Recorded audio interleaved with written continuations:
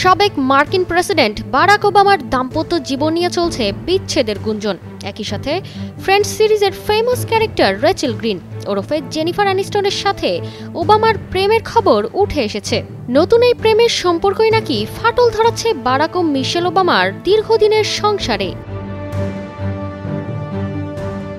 বিচ্ছেদের গুঞ্জনটি শুরু হয়েছিল ডোনাল্ড ট্রাম্পের অভিষেক অনুষ্ঠানে, যেখানে বারাক ওবামাকে দেখা গেছে একা, সাথে ছিল না মিশেল ওবামা।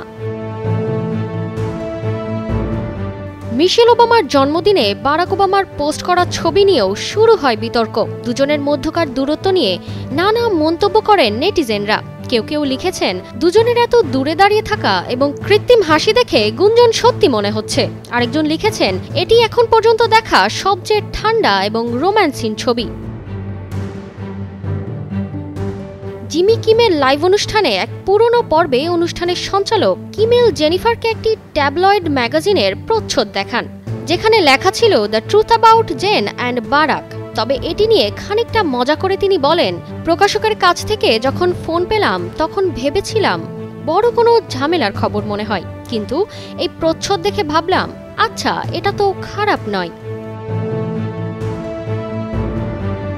গুঞ্জনের সত্যতা নিয়ে প্রশ্ন করলে জবাবে জেনিফার পুরোপুরি নাকচ করে বলেন, এটি একেবারেই মিথ্যে।